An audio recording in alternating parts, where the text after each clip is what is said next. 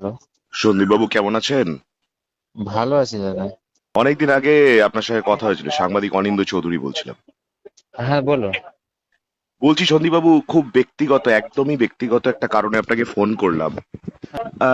আপনাদের মানে রেখা পাত্রকে ভারতীয় জনতা পার্টি টিকিট যেহেতু দিতে চাইছে না, রেখা দেবীর মুখে বারবার একটা কথার উল্লেখ উঠে আসছে হ্যাঁ। যে তিনি অনেক কিছু জানেন যেটা তিনি বলে দেবেন। হুম। আপনি রেখা পাত্রর স্বামী হওয়ার সুবাদে ওনার সব থেকে ঘনিষ্ঠ ব্যক্তি। হুম। আপনি আমাদের বলতে পারেন রেখা পাত্র কি বলছেন, মানে কি জানেন এবং ওনাকে কেনই বা টিকিট দিতে চাইছে না বিজেপি? না, ওটা দিদি জানে। দিদি বলতে পারবে। ওটা আমি কিছু এই বিষয়ে না, আমি দিদি কিছু বলতে? বলতে পারবো না। রেখা দিয়ে ওটা বলতে পারবে। ও আচ্ছা, আপনি দিদি বলছেন কেন?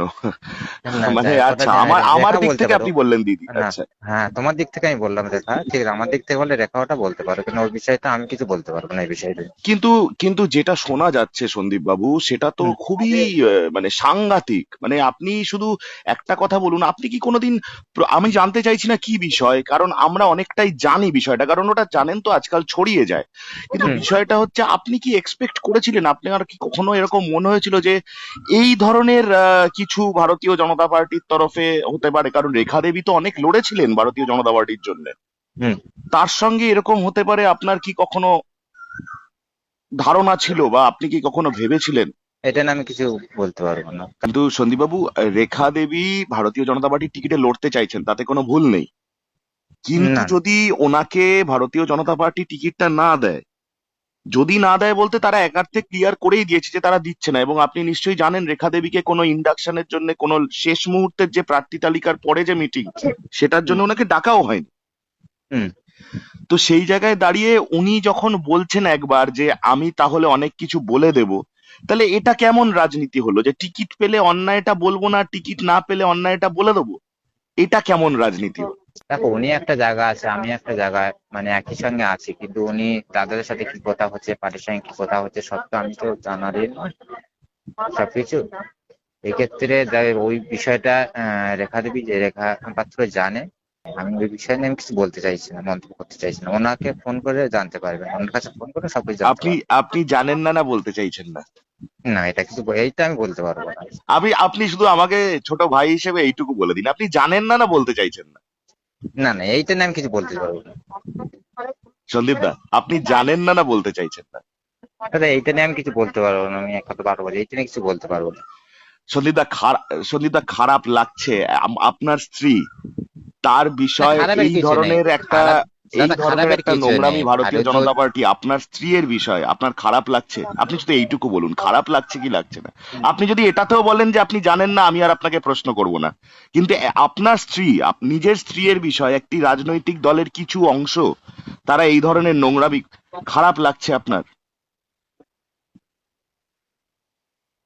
খারাপ লাগছে সন্দীপ দা? এই বিষয়টা নিয়ে আমি কিছু বলতে পারবো না দাদা। আপনি এতটা চাপে কেন সঞ্জীব দা? কে কে কে চাপ সৃষ্টি করছে? না, কোনো চাপ সৃষ্টি নয় দাদা।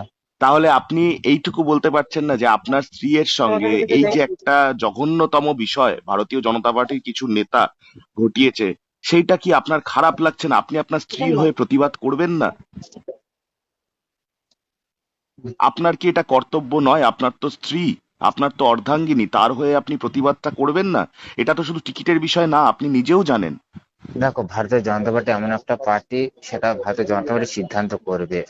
ঠিক আছে, কে কিন্তু প্রার্থী হবে। যে অসভ্যতা তার কিছু নেতারা হুম। ঘটালো এবং যাতে আক্রান্ত হলেন আপনার স্ত্রী, সেটা তো কোনো দলীয় ব্যাপার হতে পারে না, সেটা তো একটা চরম ক্রিমিনাল অফেন্স। আপনি এটা ওটা নিয়ে একবার প্রতিবাদ করবেন না? আপনি তো স্বামী, স্বামী অবশ্যই সন্তান করবো। আর ভ্রাতা। করবো না কেন, স্বামী অবশ্যই সন্তান আর করবো। ভ্রাতা কোনোদিন পিছপা হয় না নিজের জীবনের নারীটার জন্য লড়াই করতে। আপনার তো স্ত্রী উনি, আপনি তো স্বামী। একবার প্রতিবাদ করবেন না এই নেতাদের বিরুদ্ধে, যারা আপনার স্ত্রীর সঙ্গে অসভ্যতাটা করলো?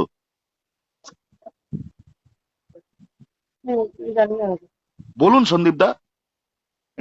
যা সত্যি কথা বলতে, এখন এই বিষয়টা নিয়ে এই আমি মুহূর্তে কোনো আমার কিছু বলতে। রাজনৈতিক দলের সে ব্যক্তিকে বুঝতে পেরেছি জিজ্ঞাসা দাদা, করছি আমি না, বুঝতে এখন আমি পেরেছি। একজন এই স্বামীকে মুহূর্তে, প্রশ্ন করছি। এই মুহূর্তে আমি এইসব বিষয় নিয়ে কিছু বলতে চাইছি না দাদা, এই মুহূর্তে। তার মানে এই অসভ্যতার সঙ্গে আপনারা হাত মিলিয়ে নেবেন যদি টিকিটটা উনি পান? তাহলে এই অসভ্যতাটা কোনোদিন আপনারা প্রকাশ করবেন না যে যদি উনি টিকিটটা পান? এই বিষয় না দাদা আমি এখন কোনো কিছু বলতে চাইছি, এই মুহূর্তে আমি কিছু বলতে চাইছি না।